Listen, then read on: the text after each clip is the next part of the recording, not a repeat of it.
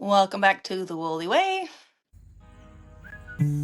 Welcome to The Woolly Way, a podcast specifically for dairy shepherds. That is, folks wanting to raise sheep for the purpose of harvesting milk. I'm your host, Rachel Hester. And I'm Liv Fox. We cover all things pertaining to raising dairy sheep here, be it animal nutrition, housing, healthcare, lambmanship, cheese making, and even some butchery and fiber art. After all, if you raise dairy sheep, you are going to have wool, and if your operation is successful, you'll eventually have surplus lambs to decide what to do with. Ethical animal husbandry is the focus here, as well as sustainable agriculture. We want to provide you with the information you need to start and continue your dairy sheep operation in the best way possible for you, your sheep, and the amazing world we live in. So grab a nice cup of sheep milk and let's dive in. We were thinking today we would talk about hand milking and machine milking because I have actually, believe it or not, never used a milk machine. Really? Yes. Yeah, I've never used a milk machine. I do think the time for that is quickly approaching though. Okay. We I've got to do another head count, but I think we've got at least a dozen, if not more, sheep that are in breeding paddocks this year. So I mean, if they all take, it's gonna be a lot of hand milking. So and then Yeah. Net will be turning 3 in May, and of course he's got Mhm. 4-wheel drive. So to sit and hand milk and focus on that while the toddler's running laps and climbing and saying, "Oh, look, Mama, found a skunk," is not is not going to be conducive to anyone's peace.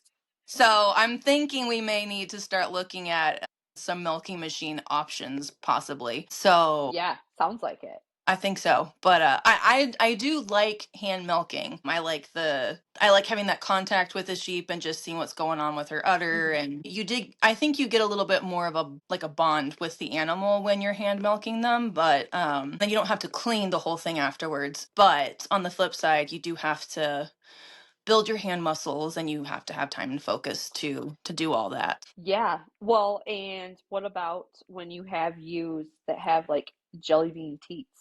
Oh, I just use my pinkies and get cool. Do you have, okay, so you don't have sheep that are all like really like nice big teats conducive to hand milking. I have a couple. I have a couple that have like, nice thumbs, that you can grab onto and milk. But the Gulf Coast, I have one with a really nice udder and long, long fur Gulf Coast teats. The rest of them are jelly bean teats, which, since we have such a large breeding group, we did decide we'll probably just have those ewes be breeders, not necessarily milkers. Mm-hmm. And then those lambs will either be sold or go to the freezer and that kind of stuff. Although, of course, those are the ewes that know exactly what the milking stanchion is now and count and know exactly when they have been skipped and let you know they have been skipped. And if there's any wiggle room, they will break free and go jump on the milking stanchion, look you dead in the eye, and then just stand there going, "It is my turn. Where's the food?" Like, they don't necessarily want to be milked, they want the treats. Yeah, they just want the food. They just want the food. Which, and then inevitably someone's like, "Well, just sprinkle some apple peels in the feeder and don't give them actual They grain." know. They know when you're snubbing them or gypping Yes. them Yes. of what they know they've gotten in the past. Yeah. They're Sheep are not dumb. People No. think sheep are dumb. Yeah. They're really not dumb. They are No. creatures of habit. Once they know Yes. the routine, Yeah. like they've got it. Like Yeah. you just open up the gate and they will go where they're supposed to go. Yeah.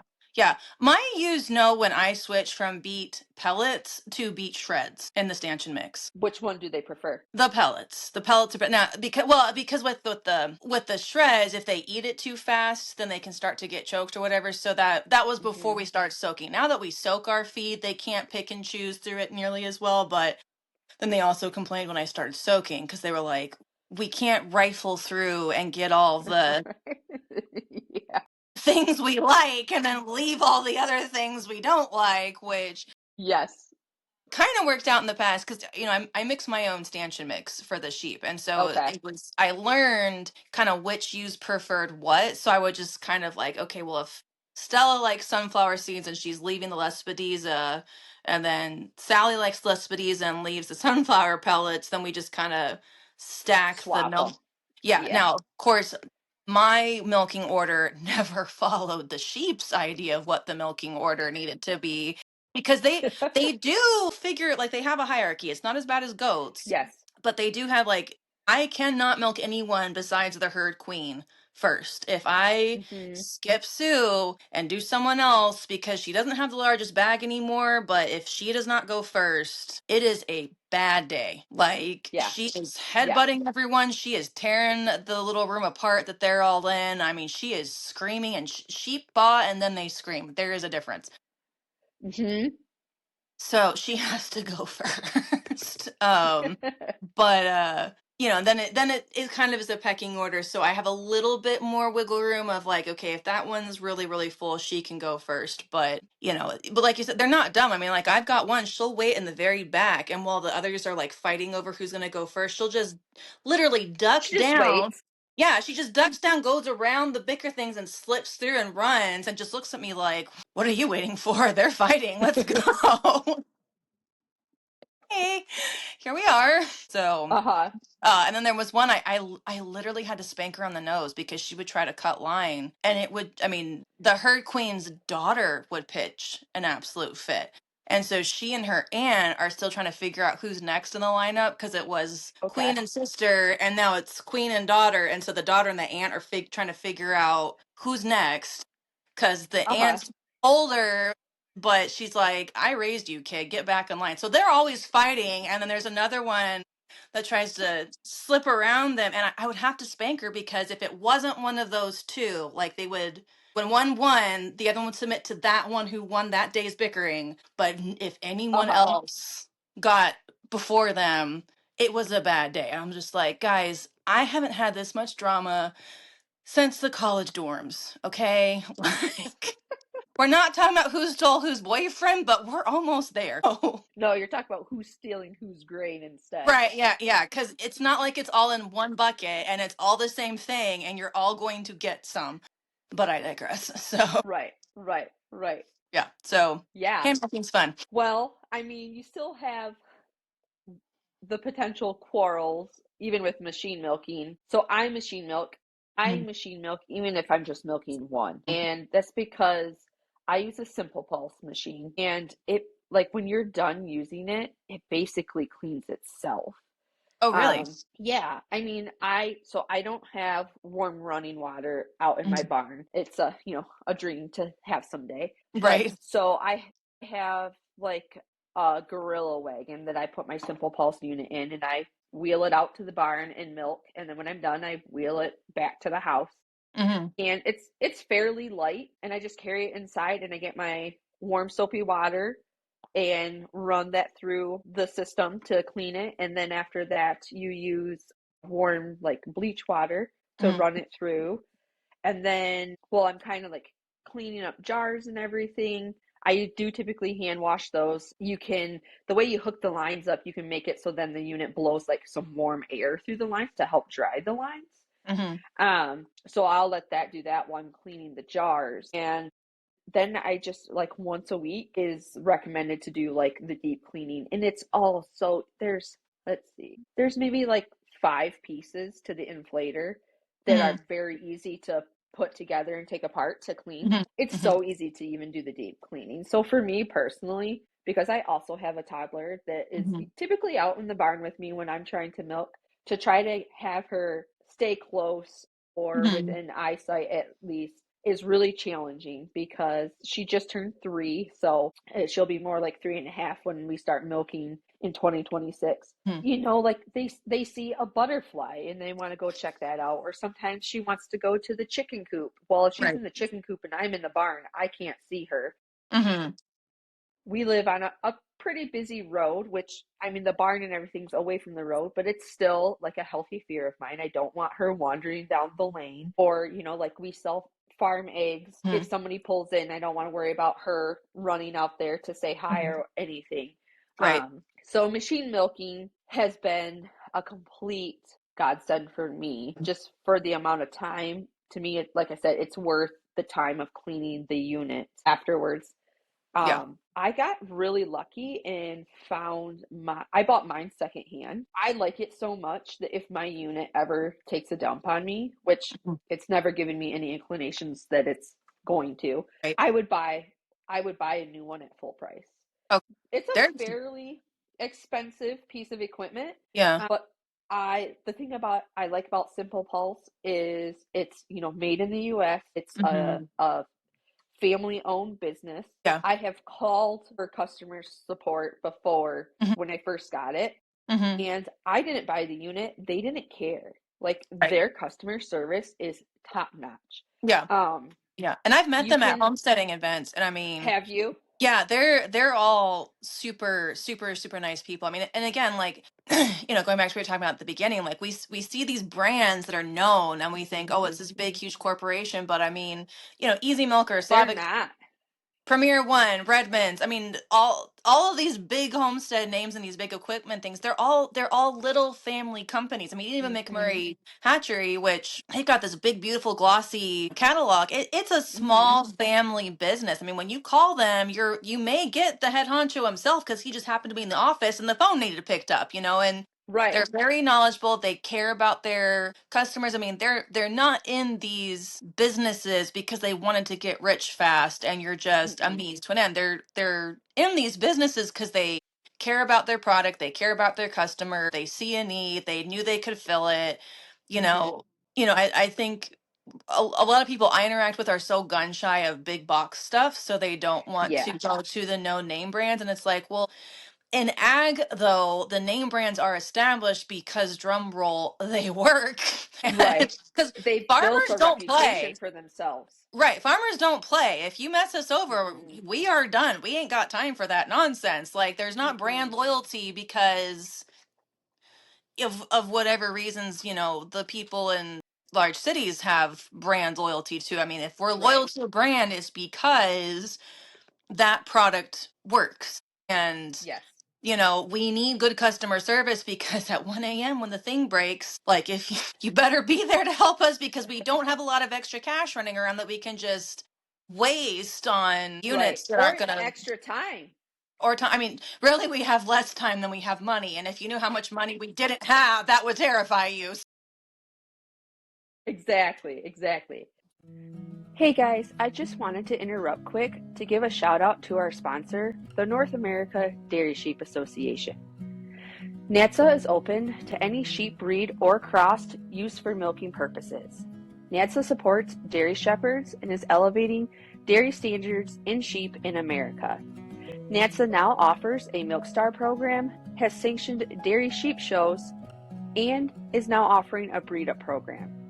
You can become a member or get more information by going to the website www.northamericadairysheep.org, or you can email the association at northamericadairysheep@gmail.com. We are so thankful to NATSA for sponsoring this podcast and helping bring more resources to the dairy sheep community. Stay tuned for future podcast episodes where we talk to NADSA board members about what NADSA is trying to accomplish in America for the dairy sheep community. So yeah, I mean, so the Simple Pulse, so it's set up that you could purchase it set up to milk 2 sheep or 2 goats at Okay. a time or 1 cow. So there's different inflators, so there's longer Hmm. inflators for the cattle. The sheep, I use the Nigerian dwarf Hmm. inflators. My machine has the ability to milk 2 at once, but honestly, it milks them out so quickly. Hmm. I wouldn't be able to keep up if I was milking 2 at a time Oh, okay. because my stanchion is only big enough for 1 sheep. Hmm. Hindsight, I would like to build it so I could have 4 sheep up there at a time because while one is being milked, I could start going down the line of prepping udders Yeah. for everyone else. Hmm. And then if somebody takes longer to eat grain, not a big deal. She could stay up there and keep eating grain. Hmm. And I can move on to the next ewe. Hmm. So I really do want a bigger stanchion. Hmm.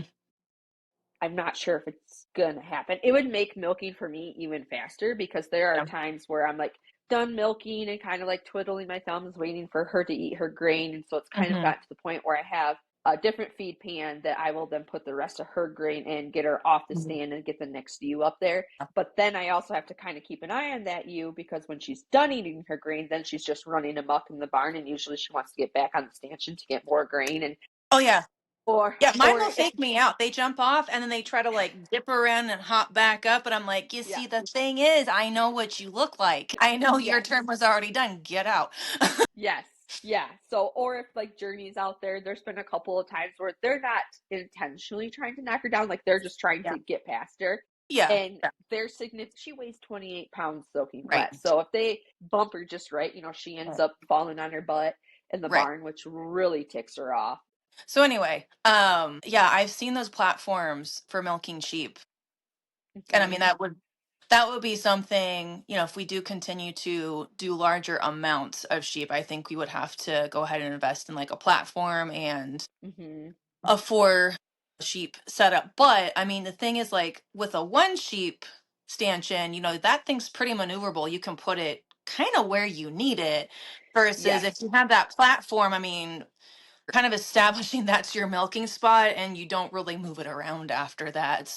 Right. Um, But I will say, I don't know, I'm sure you probably follow her on Facebook. There is a farm in New Zealand that has a portable milking stanchion and they milk outside. oh, is it Dandelion Hill? Yes, Oh yes, yeah, yeah. I like, yeah, yes, we're friends. I actually yes. interviewed them for the books. I had, yeah, that's I when would I, I would love to get them interviewed for the podcast. And I oh, would love to go there just to see how that works. Like I don't know that yeah, you would ever be able to be considered a grade A licensed commercial dairy milking outside with a portable milk stanchion. yeah, But I to don't know me, who like that is. it would be really cool if you could, because then you could just Right, milk them where they are versus right, now, like I run them back to the barn every day, which I do right. anyways for housing overnight. But yes, like that I find really fascinating that Yeah, they are able yeah, to do that. So I just want to yeah, see it, and, like ask yeah. all the questions. Well, I want to see their setup, and then I want to go to Hobbiton. So let's go to New Yes, Zealand to do that. I'm yes. just being honest. So I want to see sheep and where Lord of the Rings was filmed. Yeah. right. So circling back to sheep, have you started doing like any research on a milk machine? Like if you're kind of thinking about it, because there are some different ones out there. Well, I know. I haven't done any. Okay, so you have to. When Rachel does research, Rachel essentially gets a PhD in that particular topic, and like. You want to talk about hyperfixation? Like I am tunnel vision. Like so, if Kyle comes home and there's like papers on the bed with my laptop in the middle, like he just freezes and he's like, "What are we doing now?" Slowly backs out of the room. He's like, I'll come back with tea and chocolate and then what are we doing? And if I have the word writing a book anywhere in the explanation, he just kind of starts melting a little bit because, I wrote the last book in a month and a half while pregnant, and I don't think he's over that PTSD A little bit emotional damage there. a little bit. So yeah, I haven't started my version of researching. Like I know there's a couple companies. I know there's the Simple Pulse. I know there's the Easy Milker. I've met both company owners. They're all lovely people. So for me, it would just be kind of researching the nuances of which unit would work best. And then Mountain the Mist, they just ordered a backpack rechargeable battery milker off Amazon, and she absolutely loves it. So I know the one Yeah. on Amazon is infinitely cheaper than the other two companies, which that's I think where the research would kick in for me is like when do I want to invest in quality, and how many Hmm. groceries am I not buying in order to pay for said quality? Right. Right. Right. And of course, if Easy Milk or Simple Pulse is listening to this and wants to send me a complimentary unit for a promo code, whatever, that would be Right. fine Right. too. We're open to sponsorship. Yeah, we are really open to sponsorships, any level you want to pick. So yeah, I mean, So and for the easy milker, are you talking about the hand one, or is there another like machine unit out there that's called an easy milker? I might be getting my The I might name wrong. I might be getting the name wrong. Okay. I thought there was a company that was like Easy Milkers. Um, There could but be, and maybe I'm I'm not. just I Yeah. think of that. the hand one, which I Yeah. know people use like in emergencies to like milk out Right. colostrum Yeah, we and have sheep. one. I've never used it. Like it's mainly there in case, someone has to come watch the farm and they do happen to convince my very skittish use who hate strangers to get up on the stanch and then they can just do that and get them milked out. But I've never actually Hmm. like for me, if I'm gonna be squeezing, I might as well just use my fingers and not have to clean something else. Yeah, yeah. I don't know how easy. So I don't have one. Hmm. I'm not familiar with how easy they are to clean. And then I've always just heard the horror stories because you're basically just putting a vacuum on Yeah, the udder and the teat to get the right, milk out, right, whereas there's no pulsation. right. So I'm always just I'm terrified of mastitis and damaging the udder Right. from milking. Right. So I've And just now never used having, them. yeah, and now having, because I use something similar on myself when I Yep. had Nat just to get some of the pressure off. And I mean, there is so much nuance with the pressure on those things that you, Hmm. like with a human, you kind of need a contraption like that to help you extract the milk. I'm trying to be so Hmm. tactful on a very sensitive subject. Yes. But there Well, are a lot of crossovers between humans and sheep in these particular there realms. are. But with if my how shall I say this equipment was of a larger persuasion, it would have been more comfortable to use a hand. Um, Hmm. so moving away from people to sheep, for me, where I can actually get my fingers around the said parts, it's better for me to feel that pressure in the udder of how much to express than with a Yep. easy milker.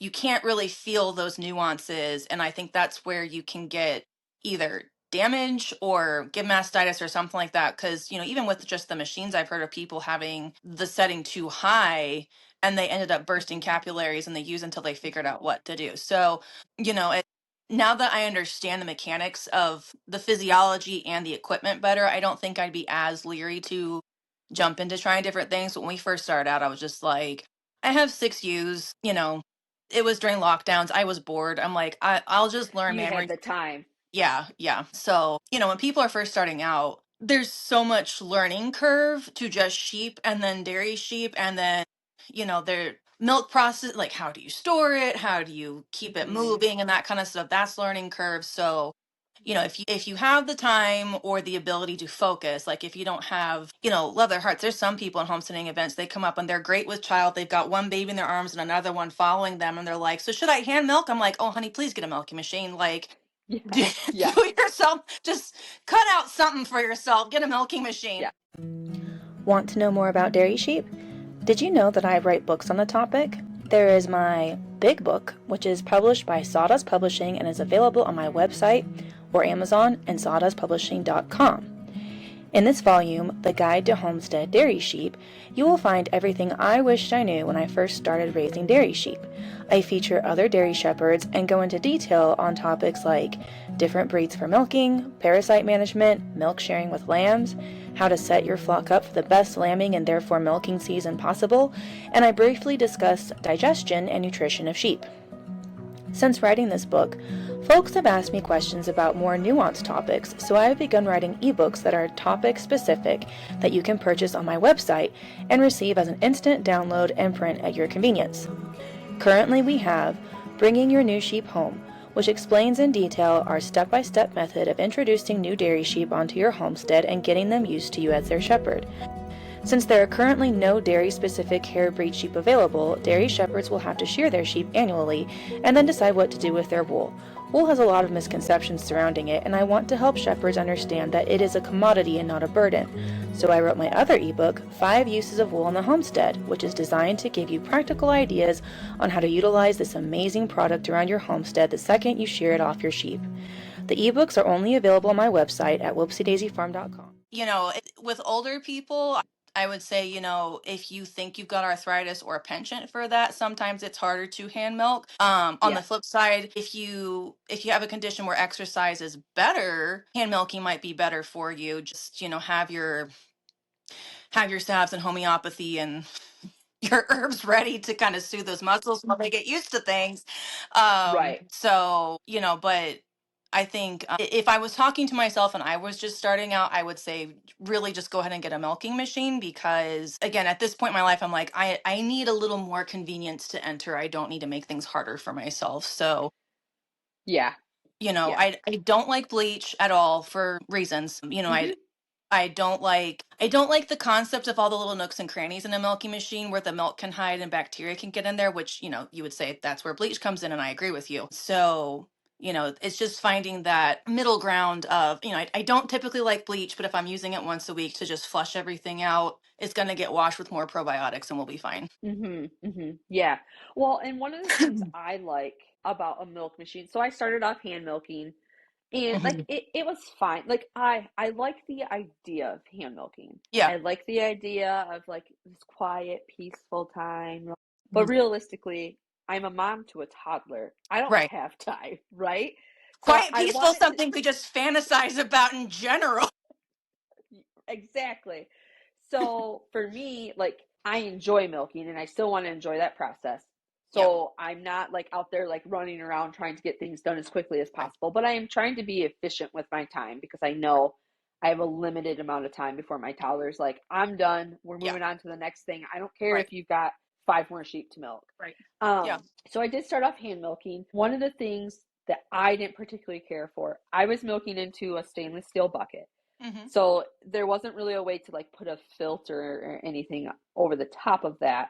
Hmm. Dairy sheep are wool sheep. So if they get little, hay chaff or straw bits on their wool, and I would like, brush off their underside and clean Right. everything up. But inevitably, like you would always get some vegetable matter Yeah. in the milk too, which I would bring it inside and I'd filter it, and it was just Right. for us. We never had a problem with it or Right. anything. But the thing I like about the milk machine is it's Yeah. basically like once you have cleaned and prepped the udder, Yeah. once it's attached, it's a closed system. Like I Yeah. have a filter that's right in Yeah. the top of my jar, so it gets filtered through. Yeah. I like that.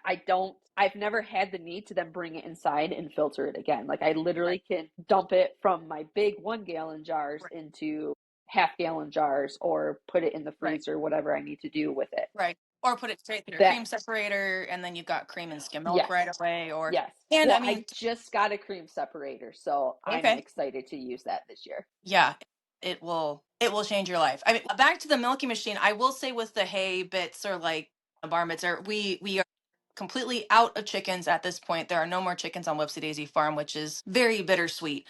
Mhm. Because we're moving more into like ducks and quail for our poultry. But when we had free Mhm. range chickens, which if you have free range chickens, you're either crazy or you will learn quickly that that's not the thing to do. They first of all Yep. they knew when the sheep were going to get fed. So it was like a competition between the sheep and the chickens of who was going to eat the stanchion mix faster. And then they're Mhm. jumping lines, so they're knocking stuff down, and there's a cobweb flowing over here, a bit of whatever, and it was just and I'm not a germaphobe by any stretch of the imagination. Like, I think I Yeah. terrify almost all of my relatives because I'm so laid back when it comes to germs. However, our immune systems and gut flora are great. However, when you're making cheese, you can filter out that stuff and it's not necessarily going to kill you. But cheese is such, again, microbiological process that even Yeah. just a simple bit of hay in your milking bucket can completely upset the whole balance in cheese making. So, Mhm. Mhm. that's that's one thing I wondered because I was having some contamination issues with cheese making, and I wasn't really sure if it was being introduced in the barn or I was using cotton muslin cheesecloths. That's I made mozzarella cheese with sheep milk when I was How did hand that turn out? milking. Because I've It heard. turned out great. It turned out Okay. great. I know a lot of people who say like even though like people think mozzarella is really easy to make, it's not a beginner friendly cheese. I had no problems with it. And we loved it. And I did that when I was hand milking. And then last year, I made a couple of wheels of just like a farmhouse cheddar. And by then, I was machine milking. And I was so terrified of contaminating it because Yeah. basically, when you're cheese making, you're wanting the good microbes to Right. culture Right. to win over the bad ones because you got to let it age at least 30 days. Like Yeah. it turned out, it was marvelous. Okay. In fact, I still have some of that in my cheese cave. So it's almost a year old now. So I should get it out and try it and taste it. But yeah, because I mean, like, I live in an old farmhouse. I'm Yeah. remodeling, have a toddler. Like, there's dust all over. Like, it Yeah. doesn't it Yeah. doesn't matter. Yeah. Which So I was really fun random skeptical. cheese making fact. There was apparently a cheesery somewhere in Europe. I want to say England, and it was like a several hundred-year old cheese making. It was like an old monastery or something like that. So like this Hmm. recipe was developed in the medieval ages. It was a very unique subcategory of a cheese. So they remodeled the kitchen where they were making the cheese, and none of the cheese turned out. Oh, And they were like, I mean, like they were all freaking out because they're like we're internationally known for this type of cheese. for this, yeah. Turns out their cultures they were using were doing nothing to the milk. It was the old ancient material where the microbes were Wow. hiding that was flavoring the milk. So when they went and remodeled everything, they took out all the Sterilized culture. everything. Yeah. And so I like they were kind of in a panic. So somehow they were able to salvage like that particular like they figured it out before everything was like hopeless and irrevocably ruined. But I mean like it was this huge big to do. And they had no idea like they were getting freeze dried cultures like they thought they had it down to a fine science and then they remodeled and they were like Wow. snap. So again, it's just very interesting this lifestyle when you need the old materials. Like Hmm. they needed those 800-year-old stones to culture their vats of milk to get this particular cheese. Yeah. But Yeah. conversely, on our side in America over here, where we don't have established microflora in our Yeah. kitchens or farmhouse, in that situation, we do want to have more control over what beasties are getting into the milk. Because, I mean, Hmm. I feel like in our today we have there's good microbes and there's bad microbes. I don't necessarily agree with that. I think there's good microbes and then there's really bad microbes and then there's just indifferent microbes. Like they're not gonna hurt you per se. They're just gonna give you a different flavor. So anyway, all that being said, a milking machine helps you control which beasties go in your milk, Hmm. which if you're just drinking a cold glass of milk or making butter or making a soft cheese, really doesn't It's not the end of the world. matter that much. But if you are Yeah. making an aged cheese, it's such a microbiological process. You really want to Yes. keep things as uncontaminated with anything other than what you tell to be there for as much as possible. Hmm. I mean, some things are Hmm. beyond your control, but you want to Yeah. control that as much as Yeah. you can. Yeah. It's definitely a milk machine is definitely an investment for sure. Hmm. Um, but I mean, I know lots of people that if you just kind of if you're patient, if you're not in a hurry, Hmm. just keep an eye on like Facebook Marketplace or Craigslist. Like Hmm. that's where I found mine, and Hmm. I paid $500 for it. Right. That same unit retails for like I think it's $1,600, $1,800 when I Hmm. looked like a couple years ago. So Hmm. I'm sure it's probably gone up because of Is inflation, everything but has? Yeah. it is it is worth its weight in gold. Yeah. If it pooped out on me tomorrow, I would go and order a Mhm. new one immediately. Yeah. That's how much I like it. Okay. So yeah, if Simple Pulse wants to, sponsor our Yeah. podcast, Just so you know, Simple Pulse, she has one. I don't, just so you know.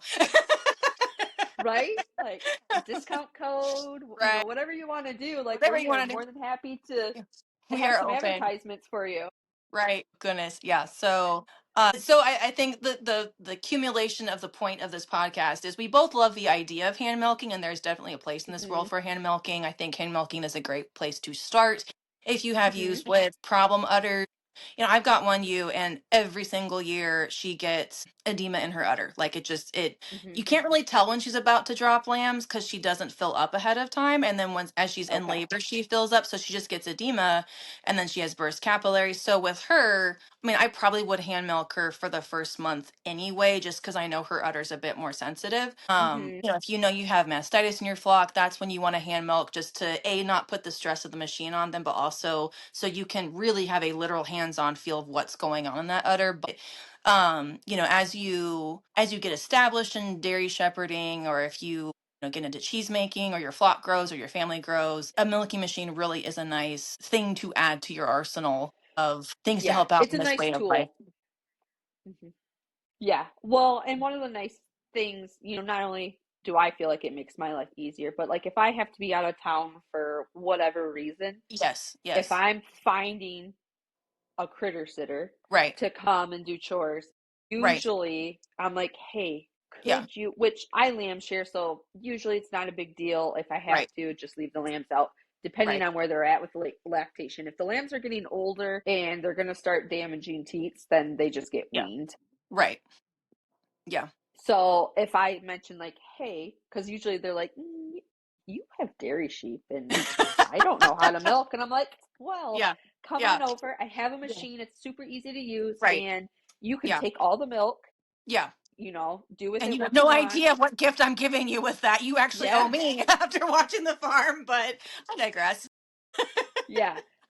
I it has made it so that it is a lot easier for me to find farm sitters Yeah, because I have that machine. I'm like, come over, I'll show you how to use it. I'll show you how to clean it. It's really simple. And there's also like there's YouTube videos out yeah, there about it. So if you don't believe me, go on YouTube and like just type in simple pulse machine and you can see the units in action. It an invaluable tool.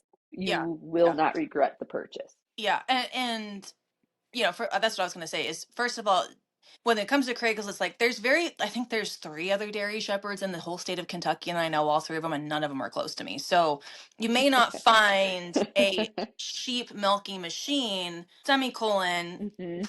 the goats and sheep units are the exact same thing. So you just look for like a used goat Mhm. milk machine. But I will Yeah. say we know probably 5 people we could call to come over and milk our cow by hand if we needed to, just because in Kentucky the old ways Okay. are still preserved.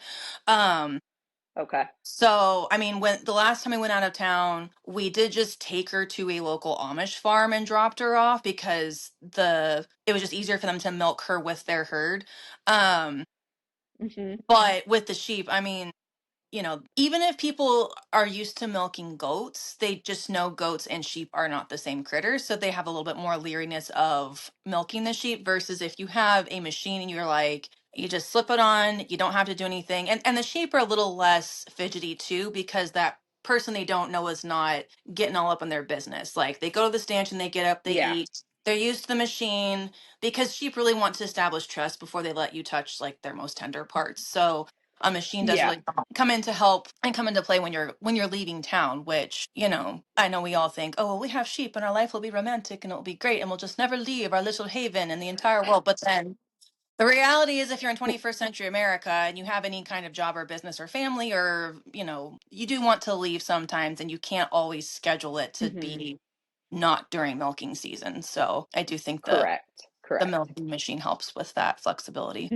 Yeah.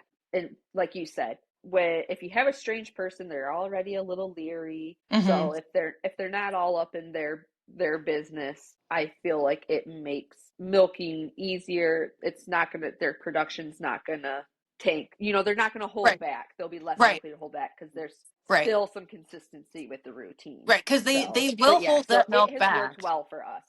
Yeah, yeah, and the thing that I have not heard many people talk about this, and I think it needs to be talked about more. Animals can hold their milk back. Like they will hold it. Hmm. I don't know that women necessarily think I'm just not going to feed my child an extra 5 tablespoons of milk today. Like we don't have that kind of awareness, but you make your cow Right. mad. The Gulf Coast, especially, you pull that lamb and they know that that lamb needs that extra 5 tablespoons of cream. Like they will keep it up there. I don't know where they put it because I will bump, I will massage, Hmm. I will warm Hmm. water it, I will sweet talk, I will threaten, I will do everything. And those lambs will still get a quarter cup of milk after I reunite them. So, Hmm. Hmm. you make her mad, you stress her out, she doesn't like the person, the weather changes, something. They can hold their milk back. Hmm. Not necessarily that that's the end of the world. You just need to be aware if you're not getting it all out, that can cause problems too. Exactly, exactly. So I feel like the machine helps with Yeah. the consistency if you have any changes during your milking routine as Yeah. well. Yeah. So, Yeah. but So another toy to add to the ever growing list of yes, super yes, expensive things we'd like on our farm. So yes, yeah. It's still cheaper than a tractor, so there is that. There's my sales pitch. It's cheaper than a tractor. Most things cheaper than a tractor. All right. Well, always good to It talk was to great you. chatting with you. All right. See ya. Thanks so much for listening to the Woolly Way podcast. We hope you enjoyed our episode and have gleaned at least one tip you can implement in your flock right away. If you like what you heard, please hit the subscribe button, and if you wouldn't mind, leave us a review. This helps others find our podcast so that they can enjoy learning about dairy sheep along with you. The Woolly Way podcast is a production of Whoopsie Daisy Farm in Crafty Fox Acres. For updates and information about our show, follow us on Facebook or Instagram. Subscribe to our YouTube and email list and look us up at whoopsiedaisyfarm.com to find both. Have a particular guest you'd like us to host or a topic you'd like us to cover? Fill out our contact form on our website or shoot us an email at whoopsiedaisyfarm@gmail.com. See you next time.